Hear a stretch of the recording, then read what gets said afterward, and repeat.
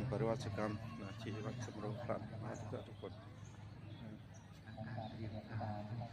ก็บรรยากาศร่มรื่นสวยงามวิวทิวทัศน์ดีสถานที่อุทงและขยายโตสาธุธรรมะสวัสดีทุกท่านช่วงนี้ก็ทุกท่านมาร่วมทำบุญขอปริวัติกรรมที่วัดสำโรงพลันอำเภอไพรบึงจังหวัดศรีสะเกษก็จึงมาอาจารย์เป็นต้นตำรับปริวัติที่สำคัญแห่งหนึ่งในจังหวัดศรีสะเกษ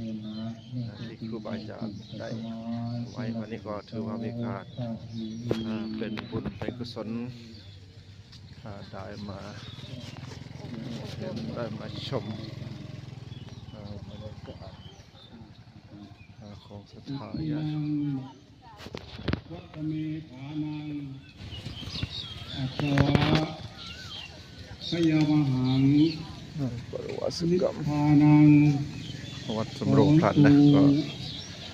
ดูมาชมบรรยากาศ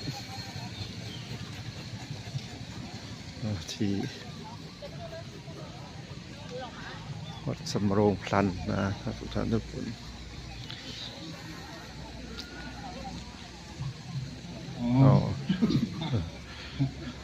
รัตนธรรมกรมเนี่ยได้มาชมเนาะถึงว่ามีการพัฒนามีความเจริญกันอย่างมากมายกา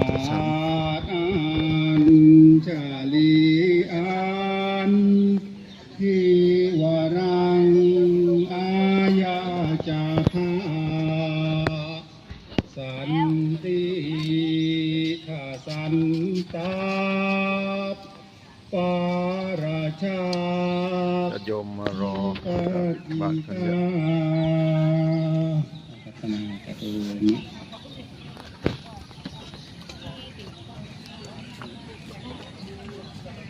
ปีมังปัจจาขอถวายความเคารพแด่ครูบาอาจารย์ผู้มีพรรษาอยู่การมากกว่าพระผมบรรยากาศของแสดงความเป็นพ่อขาวแม่ขา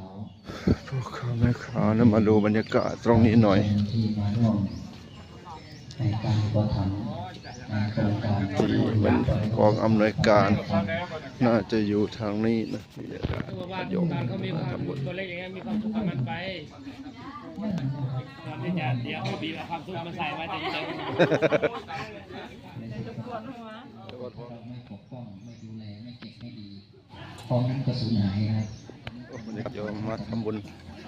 เยอะบ้านสรงพลันบ้านใหญ่จัดบุญทั้งปีนะเฉพาะในหมู่บ้านนะเพราะคนก็มาเยอะเพราะว่า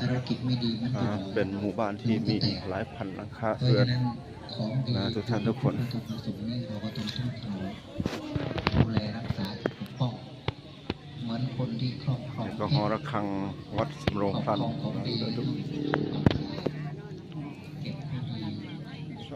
บรรยากาศมาทำบุญเนาะที่ปริวัติกรรมที่วัดสำโรงพลันทุกท่านทุกคนเรื่องงานเผยแผ่พุทธศาสนา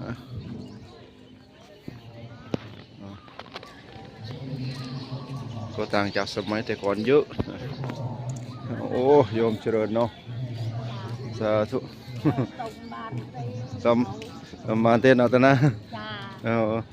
อาสาธุโอ้สาธุ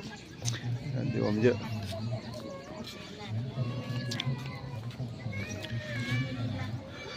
เอาอันนี้เก็บบรรยากาศงานเราเองผู้นับถือศาสนาเราก็ต้องปกป้องคุ้มครองโดยวิธีการซุ้มประตูดอกไม้สวยๆที่วัดสำโรงพลันนะทุกท่านการจัดงานอุทงและขยายโตวัดที่ศาสนาร่วมเรียนศาสนาแต่ในการร่วมเรียนถ้าจะรู้จักท่านมาแล้วก็ฟังเขาเล่าอดีตของ ของท่านตัวท่านเราเองบ้าง แล้วมาประสบพบเจอที่รู้จักการสัมผัสได้ด้วยการเวลาอันมีความดีเพียบพร้อมรอบด้านคือพระที่สอสุปฏิปันโนเอาประพฤติดีปฏิบัติชอบไม่นอกกรอบธรรมวินัยเป็นที่น่าเลื่อมใสกราบไหว้ได้โดยการสัมภาษณ์การทั้งหลายทั้งปวง 34 35 สะอางกี่มาก ตัวนี้ก็ 49 ท่านก็ได้มา 49 จากหลวงปู่เปรมโดยตรงวิธีท่านความรู้ศาสตร์สมัยใหม่ในการเผยแพร่ศาสนาแบบสมัยใหม่จากหลวงพ่อปู่ธรรมก็อยู่กับท่านหลวงพ่อผู้ประกาศธรรมกิจก็อยู่กับท่านโดยเฉพาะปัจจุบันนี้เรียนถึงระดับด็อกเตอร์ในส่วนเดียวกับผมเป็นรุ่น7แต่ท่านเป็นรุ่น8ดูเหมือนท่านเป็นรุ่น8แต่รับปริญญาก่อนผมเสนาว่าอะไรทั้งหลายทั้งปวงนั้นบางทีผมก็สับสนรุ่นนี้เรียนรุ่น8ก็สอบประวัติของสมควร